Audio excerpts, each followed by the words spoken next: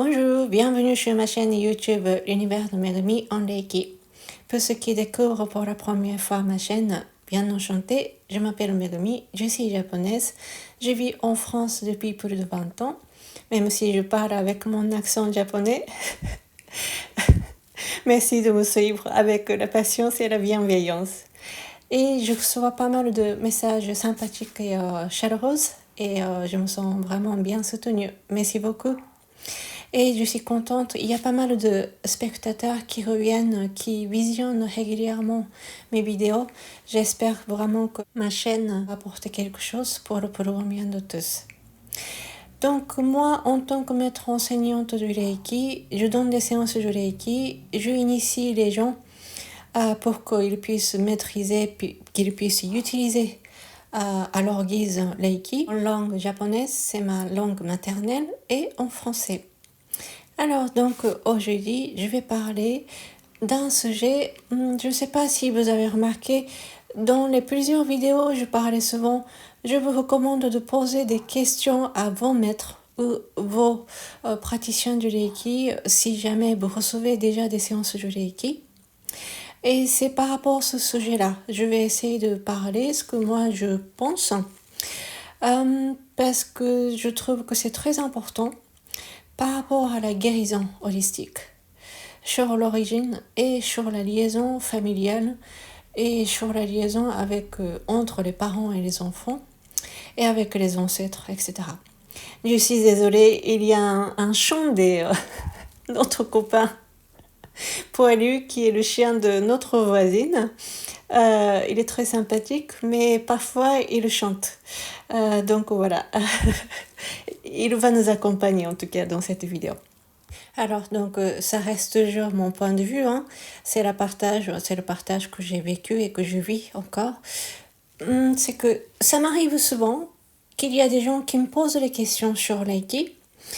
Pour ceux qui ne sont pas initiés, c'est autre chose, mais ceux qui sont déjà initiés, en général, je leur dis d'aller vous renseigner auprès de vos maîtres enseignants du Reiki. Ça, c'est pas pour renvoyer à quoi que ce soit. C'est vraiment important parce que je sais pas si j'ai pu traduire ça dans les plusieurs vidéos. C'est que chaque maître enseignant a leur univers du Reiki, leur façon de travailler. Et le mieux, c'est que c'est vos maîtres, leurs maîtres qui connaissent mieux de vous-même et de ceux qui me posent la question. Donc c'est juste par rapport à ça que je dis dans un premier temps. Peut-être ce n'est pas pour tout le monde, mais je remarque à tel point que des élèves, ceux qui sont initiés, ils ne posent pas des questions. Ils ne demandent pas ce qu'ils ont dans leur tête à leur maître enseignant. Et d'un autre côté, moi, ça m'arrive souvent, parfois, je veille et que j'attends si mes élèves, mes camarades de Reiki sont prêts à recevoir ou pas. Je ne me placerai pas supérieure à qui que ce soit, non, c'est pas ça. Mais c'est tout simplement, purement par rapport à l'enseignement et la transmission. Par rapport à la quantité d'énergie et le taux vibratoire. Bref, en tout cas, voilà, donc dans un premier temps, ce qui me pose la question, voilà, je dis ça plutôt. Et d'autant plus qu'il ne faut pas oublier que Reiki nous emmène toujours à la réconciliation. Même s'il n'y a pas de conflit avec vos maîtres, moi ça m'intrigue pourquoi ils ne posent pas ces questions-là à leurs maîtres. Peut-être il y a eu des conflits, peut-être il y a eu des ambiguïtés, je ne sais pas. Donc petit à petit, je prends le temps pour comprendre mieux pourquoi ces personnes-là me posent les questions. Après, oui, bien sûr, il peut y avoir des gens qui veulent juste avoir des connaissances différentes et des points de vue différents. À ce moment-là, la façon de poser la question serait différente. Et que le plus important, c'est que, en fait, c'est eux-mêmes qui ont choisi leur maître enseignant. Donc c'est ça le plus important, comme la réconciliation, le primordial qui va se passer. Le fait de se poser cette question, ces questionnements. Donc dans un premier temps, je le redis, je dis souvent, je vous recommande de poser et de renseigner auprès de vos maîtres enseignants. Après, si la personne me dit que oui, j'ai un petit problème avec mon maître, ou oui, j'ai du mal à poser des questions, etc., à ce moment-là, oui, je donnerai quelques conseils, etc. Mais moi, je ne cherche pas à ce qu'il y ait des conflits qui se créent encore plus aigus entre ces élèves et les maîtres enseignants. Après, si ces élèves-là ont tout fait pour... Ça, c'est autre chose. Donc, c'est juste par rapport à ça que je le dis. Bien évidemment, nous sommes tous des humains. Donc, même si ceux qui ont passé à la maîtrise ne sont pas des dieux, ne sont pas des êtres parfaits. Mais le plus important, c'est que chercher à réconcilier tous les conflits qui sont en nous, à l'intérieur de nous. C'est comme ça que je vois des choses. Donc voilà, vous voyez un petit peu ce rapport entre les maîtres et les élèves et entre les parents et les enfants. C'est pas tout à fait la même chose, mais est-ce que nous ne répétons pas ces schémas répétitifs? Donc voilà, c'est ça que je voulais d'abord aborder. Ensuite, donc ceux qui ne posent pas des questions et qui ne demandent pas les renseignements auprès de leur maître, peut-être ceux qui posent des questions, tant mieux. Et là, ça commence à être petit à petit un peu particulier, mais ceux qui n'arrivent pas à poser des questions, peut-être c'est juste par hasard que je suis passée devant et que, tiens, je vais poser ça, je vais poser ces questions. Peut-être c'était juste ça. Ou alors c'est parce que quand même, ils n'arrivent pas à poser des questions. Et qu'après, ils changent leur maître, leur enseignant. Mais est-ce que ces gens-là vont pas répéter la même chose? Et peut-être, je sais pas, chez les gens francophones ce qui arrive, mais chez les japonais, souvent ce qui arrive, c'est qu'après, ils vont s'accuser. Ils vont s'accuser le fait de délaisser ce qu'ils ont appris. Ils se dépriment, ils s'accusent, oui, ils s'enchaînent sur les schémas répétitifs qui leur souffrent. Et donc, c'est juste par rapport à ça que je pose cette question aussi. En troisième point, c'est que si jamais ils ont tout essayé, mais ils ne peuvent pas avoir la réponse ou des retours par leur maître enseignant, ou peut-être il y a eu des séparations, peut-être, je ne sais pas, tout est possible. À ce moment-là, vraiment, là, c'est différent. Et leur façon de poser des questions serait différente aussi. Alors après, le quatrième point, c'est que, il y aura des gens qui font ça, je suis sûre, dans les vies quotidiennes, dans leur vie quotidienne. C'est que ils posent des questions à une personne A, et puis ils vous posent les mêmes questions à une autre personne qui s'appelle B. Mais si jamais cette personne A dit telle chose et cette personne B qui dit complètement autre chose, est-ce que nous allons pas ne serons pas à être confuses? C'est juste par rapport à ça aussi que je prends la précaution. Évidemment, moi, je peux partager mon point de vue et que je peux donner mes opinions, etc. Mais tant que ces personnes-là prennent pas la décision d'être initiées par moi et qu'ils ont tout fait, tout le nécessaire pour partir autrement, mais c'est le départ à nouveau. Et à ce moment-là, c'est différent. Moi aussi, je prends des précautions pour que ces personnes-là ne se souffrent plus avec les mêmes drames.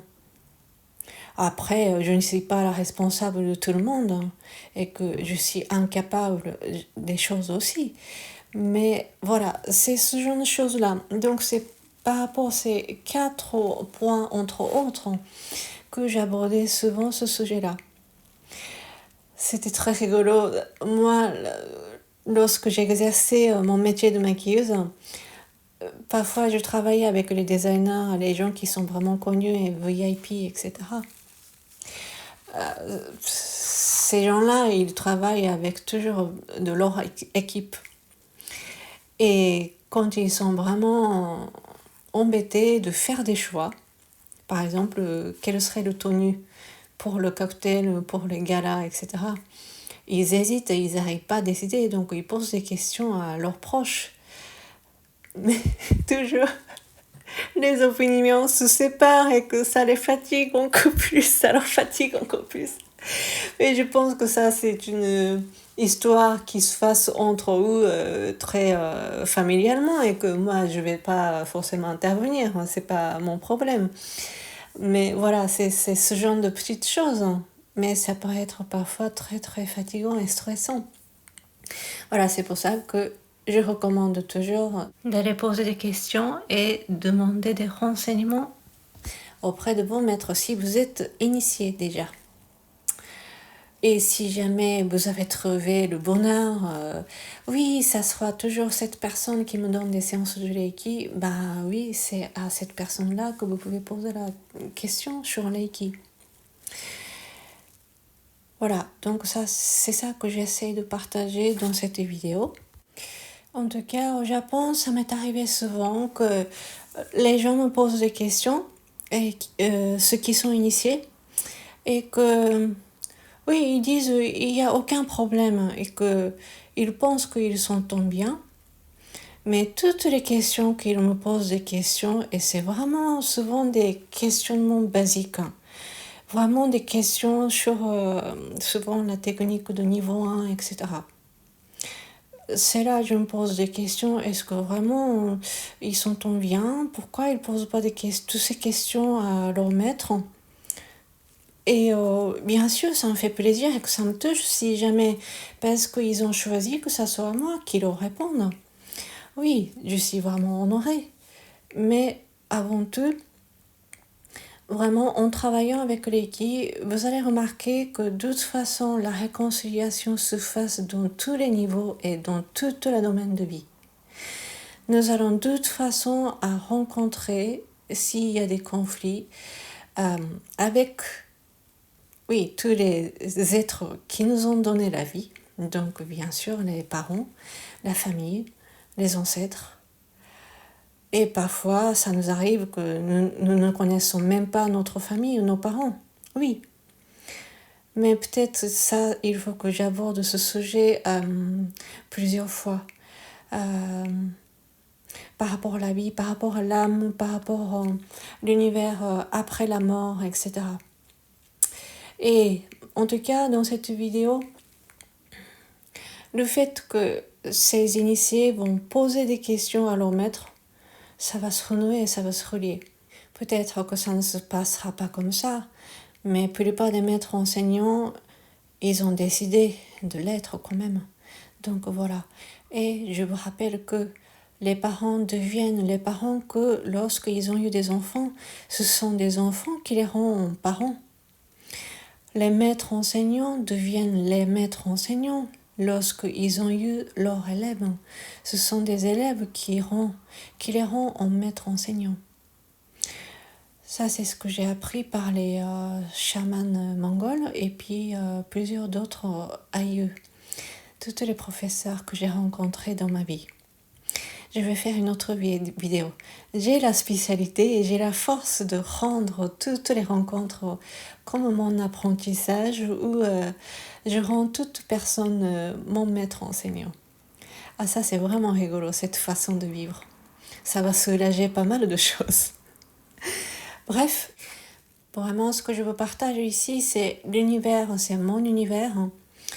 Surtout, c'est mon point de vue sur la transmission orale. Le fait de poser des questions, c'est à ce moment-là que les initiés vont recevoir les enseignements par leur maître. C'est là où je dis si nous sommes prêts à recevoir ou pas, si notre récepteur est prêt ou pas. Si nous sommes initiés au Reiki, nous avons tous les maîtres enseignants qui nous ont initiés. Si nous sommes nés ici, nous avons tous nos parents. Surtout notre mère nos mères qui nous ont mis sur terre, sur cette terre. Donc voilà, avec ces points de vue-là, le fait de poser des questions, de renseigner, c'est vraiment important. C'est le déclencheur de transmission orale. Je suis sûre que pour la plupart des maîtres enseignants, ils veulent tous vous transmettre leur vécu, leur connaissance, leur savoir-faire, avec beaucoup de joie et amour inconditionnel et universel. Et ça, j'ai remarqué ça souvent, universellement chez tout le monde, que il y a ces drames, il y a tous ces blocages, ce phénomène-là dans la transmission. C'est là où j'appelle les enseignements et les transmissions. Ce n'est pas tout simplement les informations que nous pouvons avoir sur Internet ou chat GPT, on dit, je ne sais pas, ou tout ce qui est intelligence artificielle. Ils sont parfaits, hein? Mais toutes les infos que nous allons recueillir, ce sont des choses qui sont déjà écrites, qui sont mises en ligne. Mais toutes choses qui ne sont pas mises en ligne, justement par goutte que goutte, par rapport aux vécus de la personne, qu'il y a cette transmission orale. En fait, nous avons la tendance à souvent oublier ces derniers temps le fait de poser la question de ce que nous allons recevoir. Oui, c'est le retour, c'est la réponse, etc. Mais par exemple, en langue japonaise, nous avons deux écritures différentes pour dire la réponse ou le retour. Un, c'est pour donner la réponse correcte. Deuxième, c'est, oui, répondre. Dans cette répondre, il y a beaucoup de magie, moi je trouve. Il y a toute une chose dans tout ce qui est incatégorisable dedans. En tout cas, je voulais tout simplement dire que les maîtres enseignants deviennent les maîtres enseignants grâce à leurs élèves. Les parents deviennent les parents grâce à leurs enfants. Voilà. En tout cas, j'espère que cette vidéo vous apportera le bien-être, déjà, et la réconciliation pour tous, pour le bien de tous. Merci beaucoup. Arigatou gozaimashita. On va se retrouver sur les autres vidéos. Matane, à bientôt.